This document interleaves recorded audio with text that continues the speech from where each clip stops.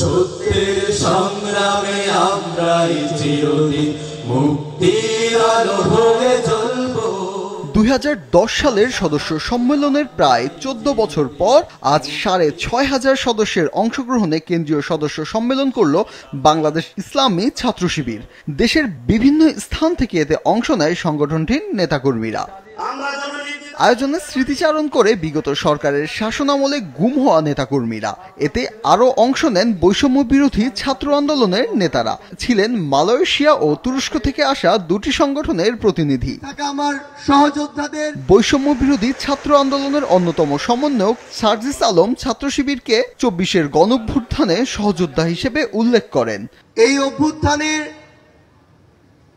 রাজপথে থাকা, পরামর্শ দেওয়া,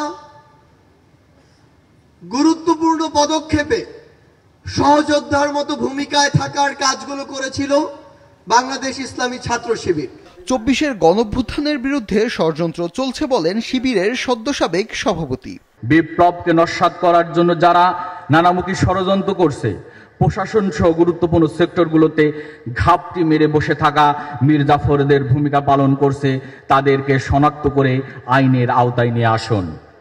শিবিরের বিরুদ্ধে রককাটা সহ নানা অভিযোগ তোলা হলেও তা প্রমাণিত নয় বলে বক্তব্যে দাবি করেন জামায়াতে ইসলামের সেক্রেটারি জেনারেল। যারা শিবিরকে, জামাতকে চাঁদাবাজ, ব্যাংক লুট আর রককাটার অপবাদ দেন, তাদের কাছে বলবো, আয়নার সামনে দাঁড়িয়ে নিজের চেহারাটা আপনারা একটু দেখুন। এই অপবাদের সাথে জামাত শিবিরের কোনো সম্পর্ক নেই। ইসলামী ছাত্র শিবির নির্যাতিত, নিপীড়িত, অনাহারী, বুভুক্ষ, অন্নহীন, নিরন্ন মানুষের মুক্তির জন্য সংগ্রাম করছে। যদি তোমরা শিক্ষা প্রতিষ্ঠানকে সেইভাবে গড়ে তুলতে পারো, তাহলে 24-এর এই ত্যাগ ইনশাআল্লাহ শতভাগ সফল হবে। আর যদি শিক্ষা প্রতিষ্ঠানকে গড়ে তোলা না যায়, এই জাতি বারবার পথ হারাবে। এই জন্য পথ হারা জাতিকে এখন পথের উপর টেনে উঠানো তোমাদের দায়িত্ব।